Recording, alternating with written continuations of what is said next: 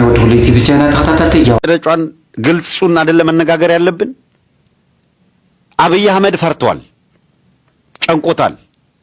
የጨነቀው ጦርነት በዚህ ክረምት ውስጥ ከተጀመረ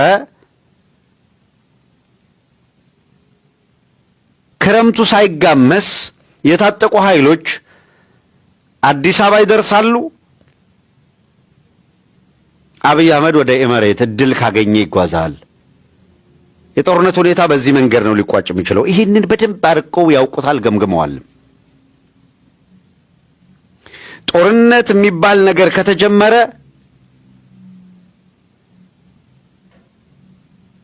ጦርነቱ አድዋ ላይ፣ ሽሬ ላይ፣ ሰሜን ወሎ ላይ፣ ምዕራብ ወሎ ላይ፣ ምናምን ላይ፣ ጎንደር ላይ፣ ጎጃም ላይ አይደለም። ያውቁታል። ይሄንን 30-40 ግንባር ነው የሚከፈተው። በደንብ ያውቃሉ ይሄን። ከዚያ የመጣ ጭንቀት አለ። 30-40 ግንባር በአየር ኃይልም በእግረኛም በምንም ልትሄድበት አትችልም። ያከትማል። እንኳን የከፋ እንኳን በይፋ ጦርነት ተጀምሮ ጦርነት ገና ሳይጀመር ሊጀመር ነው በሚል ስጋት አማራ ክልል ያለውን ኃይል አሰባስበው በአማራና በትግራይ ድንበር ወደዛ ተልኳል፣ ተጓዝ ተባለና አማራ ክልል በአድማ በተናና በሚሊሻ ራስህን ተቻል፣ ተቋቋም አሉት። ምን እንደተፈጠረ አይታችኋል። እነሱም እንደተፈጠረ ገምግመዋል።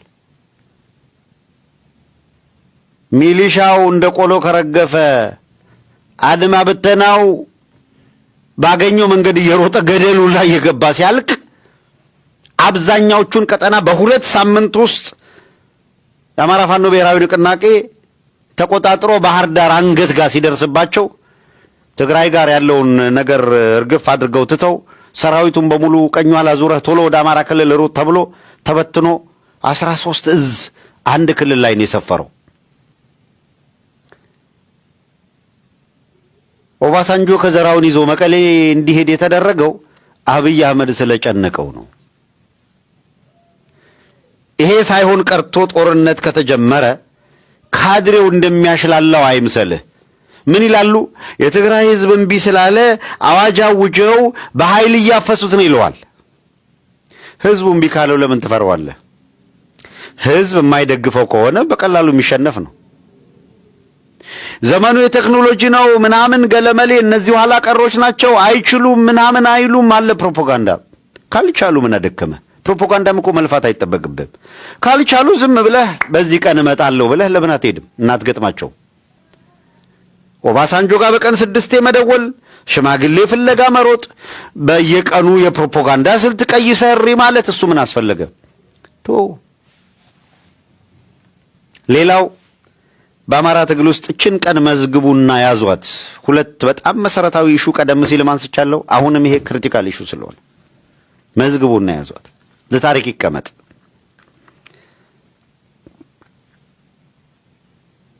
አሁን የአብይ ካድሮችና አብይ እንቃወማለን የሚሉ ለመቃወሙ እንቃወማለን የሚሉ ራሳቸውን የአማራ ትግል አናሊሲስ ሰሪ ተንታኝ አድርገው ያቀረቡ አካላት አሉ። በየሚዲያ በከረኛ ዩቲዩብ እየከፈቱ የተንጠላጠሉ አሉ። እነዚህ አካላት አሁን ብታዩቸው አንድ አይነት ናቸው። የአብይ ካድሮችና እነሱ መካከል አሁን የፕሮፓጋንዳ ልዩነት የለም። ሁለቱም አካላት የሚሉት ተመሳሳይ ነገር ነው። የአማራ ፋኖ ብሔራዊ ንቅናቄ የሻዕቢያና የወያኔ ተላላኪ ነው የሚሉት ሁለቱም። የአብይ ኃይሎችም ለአማራ እንታገላለን የሚሉት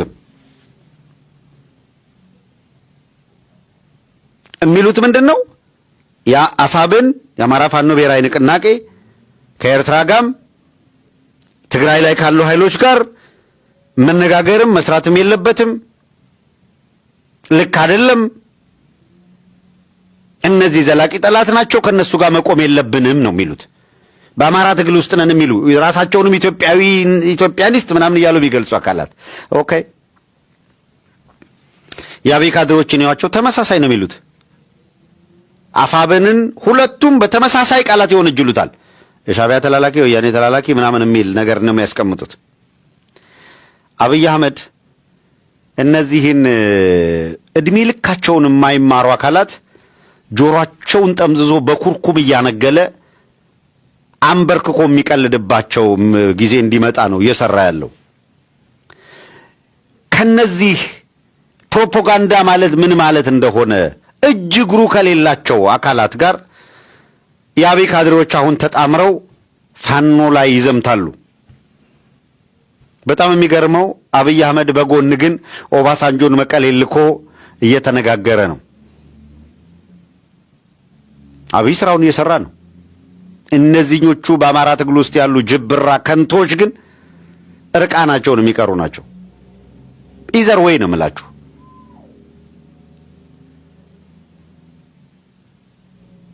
ሁለት ነገር ብቻ ነው ሊኖር የሚችለው፣ ሶስተኛ አማራጭም የለውም። አንደኛው አይናቸው እያየ አብይ አህመድ በኦባሳንጆም በማንም አማላጅነት ከቲፒኤልኤፍ ጋር ታርቆ አብሮ መስራት በቃ ውጤታማነት ያደርጋል፣ አገር ማለት ይሄ ነው፣ መሪ ማለት ይሄ ነው እያለ ከበሮ ያስመጣባቸዋል ላያቸው ላይ እና አይናቸው እያየ እናገኘው ተሻገር ይቀልዱባቸዋል። አይናችሁ እያየ ደሞዝ የሚበላው ጣይር ከደብረ ጽዮን ጋር ቁጭ ብሎ ያሾፍብሃል። ነገ ዛሬ ጣይር ምን ይልሃል መሰለህ? ከወያኔ ጋማ ይልሃል አይደል? ጌታቸው ረዳ ለሱ ወያኔ አይደለም፣ ጻድቃን ለሱ ወያኔ አይደለም፣ እና አብርሃ በላይ ለሱ ወያኔ አይደሉም። ደብረ ጽዮን ሲመጣም ለአብይ ተላላኪ ሆኖ ያኔ እሱም ወያኔ አይሆንም። የምታዩቸው የአብይ አማራዎች በእርግጠኛነት የምነግራችሁ አብይ አህመድ ከቲፒኤልኤፍ ጋር ታርቆ የቲፒኤልኤፍ ሰዎች አዲስ አበባ ቢሄዱ የወይን ብርጭቋቸውን ይዘው አብይ ሁሉንም ደርድሮ እነ ደብረ ጽዮንንም እነ በለጠ ሞላ እነ አገኘው ተሻገረንም ደርድሮ ኦህዴድ እየተሳለቀ ኩኪስ ያበላቸዋል። ያን ጊዜ ዛሬ በፕሮፓጋንዳ ከነዛ ጋር የተጣመራችሁ አካላት ምን እንደምትሉ ማየት ነው። ኢዘር ወይ ብያለሁ። ቲፒኤልኤፍ ወይ ከአብይ ጋር ታርቆ በአራት ኪሎም በሌላም ስልጣን ተጋሪ ሆኖ የሚወጣበትን ጉልበት ያገኛል፣ ወይ በጀመረው ትብብር በኢትዮጵያ ውስጥ ስር ነቀል ለውጥ እንዲመጣ ይሄ በካውንስል በሚለው ሊተባበር ይችላል። ካልሆነ ብቻውን እዛ መቀሌ ላይ ተቀምጦ ምናምን የሆነ ነገር ሊያደርግ አይችልም። እሱን የምታስበው ፖለቲካ እጅግር የሌለው ፖለቲካ የምታስብ አካል ሰው አብይ አህመድ በደንብ እየቆመረ እየተጫወተ ያለው ምንድነው? ከራሱ ከአማራው ለአማራ ተቆርቋሪ ነን የሚሉትን ፊድ ያደርጋቸዋል በባዕዴኖች በኩል። ሌላ የማታስተውል ትግለበለባለህ። አእምሮ ውስጥ ያለው የትላንት ጥላቻ ነው። ፖለቲካ በትላንት ጥላቻ ላይ ተመስርታ አትሰራውም። በዛሬ ተግባቦት ላይ ተመስርተህ ቃል ኪዳን አታስርበትም። ዛሬ የሚፋለሙት አሜሪካና ኢራን ነገ በብሔራዊ ጥቅማቸው ላይ ተግባብተው አብረው ሊቆሙና ሌላውን በጋራ ሊወጉ ይችላሉ። ፖለቲካ ነገሮች ይቀየራሉ። 27 ዓመት ማዕቀብ የተጣለበት የኤርትራ መንግስት የተባበሩት መንግስታት ጉባኤ ለማዘጋጀት ምክትል ሊቀመንበር ሆነው ተመረጡ ሲባል አሜሪካ፣ ራሻ፣ ቻይና፣ ፈረንሳይ፣ እንግሊዝ በተመሳሳይ ሁሉ በእጅ አውጥተው አዎ ኤርትራ ምክትል ሊቀመንበር መሆን አለባት ሲሉ ምንድነው የሚገባ? ፖለቲካ ሁልጊዜ መልኩ ይቀያየራሉ። አብይ አህመድ ካይሮ ሄዶ ወላሂ ሲል የነበረና የተለየ የአልሲሲ ወዳጅ የነበረበት ጊዜ በአጭር ጊዜ ውስጥ አብቅቶ ኢሳያስ በካይሮ ቤተ መንግስት የ3 ቀን ድግስ ሲደገስለት አብይ አህመድ 4 ኪሎ ቁጭ ብሎ እየተሳደበ ነው። ፖለቲካ መልኩ ይቀያየራል። በምታየው ደረጃ እንደየምርጫህ ነው። ግን አይናችሁ እያየ የአማራ ትግል ወዴት እንዲሄድ ነው የምትፈልጉት? አንዳንዶቹ የእውነት ራሱ አገኘው ተሻገር ወይ ተመስገን ጥሩነህ ራሱ እንደዛ የሚያስቡ አይመስለኝም። አማራንን የሚሉ አካላት ባለመረዳት ፖለቲካ ምን እንደሆነ ባለማወቅ ፖለቲካ የሚመስላቸው ጥላቻ ብቻ የሚመስላቸው አካላት ይሄ በቃ ዘራፍ ማለት የሚመስላቸው አሉ እኮ። አሁን አንዳንድ ነገሮች ሳይ በቃ አስቃለሁ በእውነት። ዓላማ ያላቸው ይገባኛል፣ ለዓላማቸው እየሰሩ ስለሆነ። እኔ እኮ ዓላማ ያላቸው ችግር የለም፣ ላለሙት ነገር ነው የሚሰሩት። በቃ አማራውን ከሁሉም ጋር አይንና ናጫ አርገው አጣልተው ብቻውን እንዲቀርና አማራው እንዲሸነፍ የሚፈልጉ አካላት አማራንን ብለው አማራውን እየታገሉት ነው። እነሱ ይገባኛል፣ አማራ ውስጥ የሚታገሉበት ምክንያት እረዳለሁ። ኦርቶዶክስ ሳይሆኑ ፍጹም ኦርቶዶክሳዊ ሆነው ግን ገብተው በመግባት ስትራቴጂ ኦርቶዶክስ ውስጥ የሚታገሉ አሉ አይደል? ከቦንኬ ዘመን ጀምሮ የመግባት ስትራቴጂ የሚል ነድፈው ነው የፔንቴኮስታል እንቅስቃሴ ያደረገው። በነገራችን ላይ በአፍሪካ ውስጥ የኢትዮጵያ ኦርቶዶክስ ተዋሕዶ ቤተክርስቲያን እንድትሸነፍ ማድረግ የሚል የምዕራባውያን ኢራል እንድትሸነፍ ማድረግ ዘ ኢንታየር አፍሪካን ማላቀቅ ብለው ነው የሚያስቡት። ይሄ የሶኮልድ የምዕራባውያን ካልቸር የምዕራባውያን ባህል በአፍሪካ ውስጥ እንዳይስፋፋ የመጀመሪያውን ግንብ የገነባችው ኢትዮጵያ ናት ተብሎ ነው የሚታመነው። ብታምኑም ባታምኑም በሳውዝ አፍሪካ በደቡብ አፍሪካ ውስጥ የኢትዮጵያ ኦርቶዶክስ ቤተክርስቲያን የሚባል አለ። የአበሻው አይደለም ምላችሁ የኢትዮጵያ ኦርቶዶክስ ተዋሕዶ ቤተክርስቲያን እየተከለችው ምናምን አይደለም። ልክ እዚህ አሁን ኢቫንጀሊካል ገለመሌ ምናምን ኦንሊ ጂሰስ ወዘተረፈ የሚባሉት እንዳሉ በደቡብ አፍሪካ ውስጥ የጥቁሮቹ የራሳቸው የሲቲዝኑ የዜጎቹ የኢትዮጵያ ኦርቶዶክስ ተብሎ አለ። ታቦት የለም። እንደ ማንኛውም ሌሎቹ አዳራሾች ነው። እንደ ማንኛውም ሌሎቹ አምልኮት ነው። የሃይማኖታቸው መጠሪያ ግን የኢትዮጵያ ኦርቶዶክስ ነው የሚለው። ለምንድን ነው ስትላቸው ጥንታዊ ነው የመጀመሪያ ነው ይሏል። ከኢትዮጵያ ኦርቶዶክስ ጋር ምን የሚመስል ነገር አለው? ትሸወዳለህ። ኢትዮጵያን ኦርቶዶክስ ቤተክርስቲያን ስለሚል ኢትዮጵያን ኦርቶዶክስ ቸርች ስለሚል ከተሸወድክ በእንግሊዝኛ ተጽፎ ነው ብለህ ሂደህ ትገባለህ። የምታየው ነገር ያስደነግጥሃል። በፍጹም የሚገናኝ ስላልሆነ ቅርብ ጊዜ በተለያዩ መድረኮች ቤተክርስቲያኗን ሲያመሰግኑ ጥናት ያደረጉ አካላት ሲሉ የነበረውንም ሰምታችኋል። የኢትዮጵያ ኦርቶዶክስ ተዋሕዶ ቤተክርስቲያን ጥንታዊነትን በተመለከተ ፋይቭ ኦሪየንታልስ ከሚባሉት አይደለች አንዱ አይደለች ኢትዮጵያ ኦርቶዶክስ። ኦርቶዶክስ ማለት ቀጥተኛ ማለት ነው። ከአርዮስ ትምህርት በኋላ መከፈል እንዳይመጣ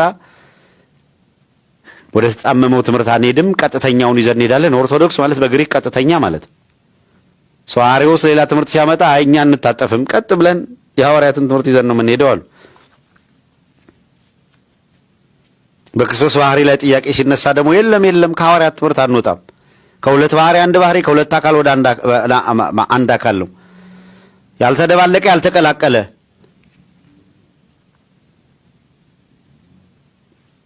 የተዋሃደ ከነሳው ስጋ ጋር የተዋሃደ ነው። ስጋ የመለኮትን ባህሪ ገንዘቡ አደረገ፣ መለኮት የስጋን ባህሪ ገንዘቡ አደረገ። ይህም በመቀላቀል አይደለም፣ በመደባለቅ አይደለም፣ በመዋሃድ ነው እንጂ አንዱ የሌላኛውን ባህሪ ገንዘቡ አድርጓል ብለው ያስረዱበት መንገድ ነው። ተዋህዶ ሚል ተጨመረበት። ከዚያ በኋላ ጸሎተ ሃይማኖት እያልክ የምትጸልየው ደግሞ በሶስቱ በኒቂያ በቆስጠንጢኖስና በኤፌሶን ጉባኤ የተካሄዱ የጉባኤው ቃለ ጉባኤ ናቸው።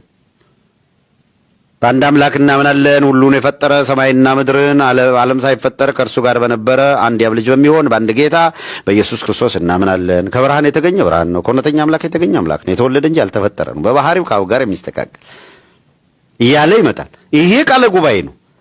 ጸሎተ ሃይማኖት ክሪድ የሚባለው እሱ ነው።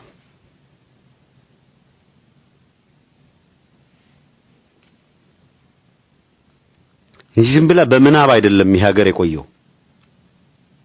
ኢትዮጵያ የምትባል ሀገር የቆየችው እንዲሁ ዝም ብሎ የሆነ ኢትዮጵያ ስለተፈለገች አይደለም። ዓለም የሚረዳት ዓለም ይወቃት ስለተባለ ብቻ አይደለም ነው። ዓለም እንዲያውቃት የሚያስገድድ እንዲያጠናት የሚያስገድድ ነገር ስላላት ነው። ጌታዬ በመሃል እነግርሃለሁ ብያለሁ አይደል? አማራ ያለ የለም ያልከው ሰውዬ አማራን የዓለም ዩኒቨርሲቲዎች በየዩኒቨርሲቲያቸው እያጠኑት ነው። ሚኒሊክ የሚባል ጥቁር ሰው እንዴት በዚያ ዘመን እንዴት እንዲህ ሊል ቻለ ተብሎ ዓለም እያጠናው ነው።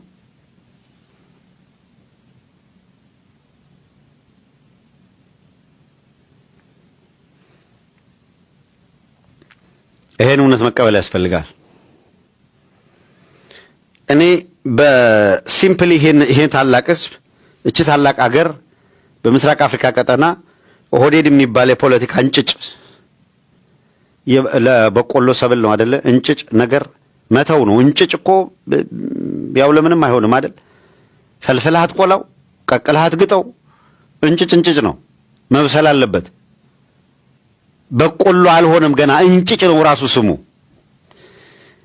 በዚችን ይህን ያህል በገዘፈች ሀገር ላይ እንጭጮች ተቀመጡና ፖለቲካው ምስቅልቅል ጠፋ። ምስቅልቅሉ እነዚህ እንጭጮች እንዴት የሚያስቆጨው እኮ ነው። እንዴት በእኛ አባቶች እንዴት በዚህ ከዛ ህዝብ ተገኝተናል ብለን እንዴት እነሱ መጫወቻ ያደርጉናል የሚያሰኘው እሱ ነው። መቀለጃ እንዴት በልጠው ስማርት አውት አድርገው ቢሆን ኑሮ አንድ ነገር ነው። ይመጣልህና በኢትዮጵያ ምናምን ውስጥ በሐሳብ ይሆናል እንዴ? በትግል ነው አይደለም እንዴ? እስቲ አሁን እንነጋገርና ብሔርተኝነት ለኢትዮጵያ አልጠቀማትም። ብሔርተኝነት መሸነፍ አለበት ስላልክ ስላወጅክ ነው ወይ ብሔርተኝነት የሚሸነፈው ነው ጥያቄ።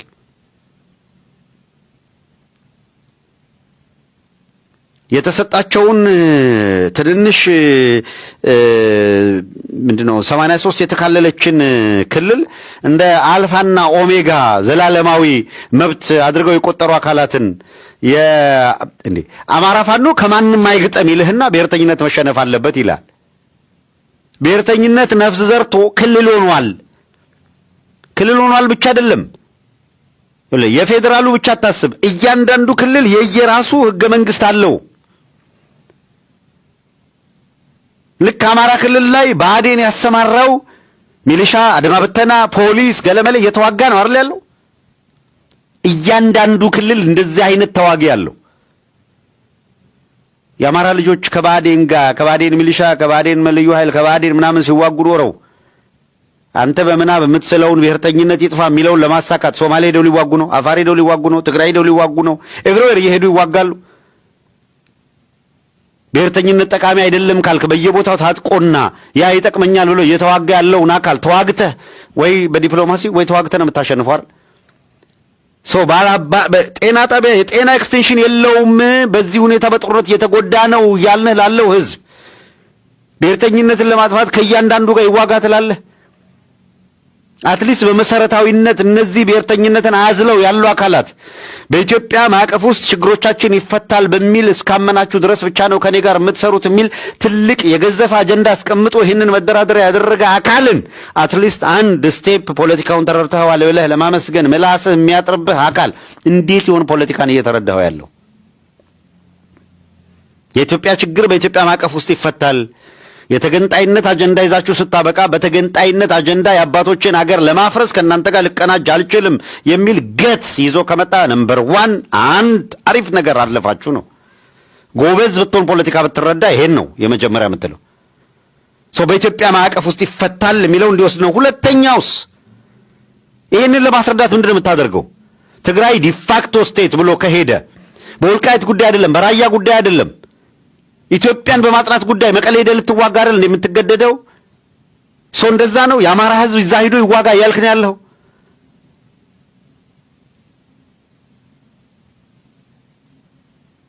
በአንድ በኩል ዲፋክቶ ነው ስቴት ሰራለው አገረ መንግስት እንገነባለን እያልክ ከሆነ ማይንድ ኢትዮጵያ ስለምትባለው ሀገር፣ ስለዚህ ምንም ችግር የለም። ተደራጅ፣ ራስን አጠናክር፣ በመሳሪያም በፋይናንስም አቅም ከገነባ በኋላ አትድረሱብኝ አልደርስባችሁም የሚል ውጊያ ነው የምታካሄደው ማለት ነው። ሊወጋህ የሚመጣ ካለ ትወጋለህ። የራስን ሶቨርን የምትለውን ስቴት አደራጅተህ ሀገረ መንግስት ግንባታ ውስጥ ነው የምትገባው ማለት ነው። ፓራዶክሱ እኮ ነው የሚገርመኝ። ኢትዮጵያን ማጽናት አለብን ይልሃል። ብሔርተኝነት መኖር መጥፋት አለበት ይልሃል። ብሔርተኝነት ነፍስ ዘርቶ ክልል ሰርቶ ኢኮኖሚ ኖሮት ወታደር ኖሮት እየተንቀሳቀሰ ነው። $20 አዋጣ ስትለው የሚጨንቀው ሰውዬ ከሱዳን ጋር እንዳትገጥም ከሻቢያ ጋር እንዳትገጥም ይልህና ተዋጋ ይልሃል። በምንድን ነው የሚዋጋው? አንተ የመደብክለት በጀት አለ እንዳይገናኝ፣ በዙሪያው ካለው አካባቢ ጋር እንዳይገናኝ መገናኘት የለበትም ትለዋለህ። ከኤርትራ ልገናኝ ሲልህ የሻቢያ ተላላኪ ነህ ትለዋለህ። ከሱዳን ጋር ልገናኝ ሲልህ አይ ለሱዳንማ እንዴት ትገናኛለህ ትላለህ። አቤት ሲገናኝ ግን ጽድቅ ነው። አሁን አማራ ነህ አንተ። አሁን የሚያስብ አእምሮ አለህ። በእውነት እንደዚህ እያቦካ ስትቦካ ምትኖር ይህንን ሐሳብ ይዘህ ደግሞ ሚዲያ ላይ ትመጣለህ። አዋቂ ሆነ ተንታኝ ነኝ ትላለህ። በጣም እኮ የሚያሳዝን ነው። በልክ እኮ ነው ማድረግ ያለብን። እያንዳንዷን የምናደርጋትን ነገር በልክ በደርዝ ነው እኮ ልናደርግ የሚገባው በእውነቱ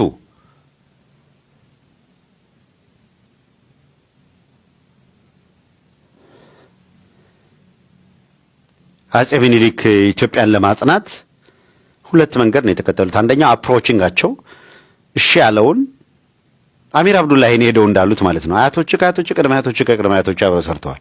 ካንተ የተሻለ መሪ ለሐረረኔ አላመጣለትም። ነገር ግን የመጣሁት የአያት የቅድመ አያቶችን ሀገር ኢትዮጵያን ለማጽናት ነው። ቢሆንልኝ የደን ባህረ ሰላጤ በሄድኩ ነበረ፣ እስከ ህንድ መዳረሻ በሄድኩ ነበረ። ያ ሳይሆን ቀረ። ዘመን ተለወጠ። አሁን ያለው የኢትዮጵያን ግዛት ማጽናት አለብን። በዚህ እንደ ፍልፈል ጣሊያን የቆፈረች ነው። በሰሜን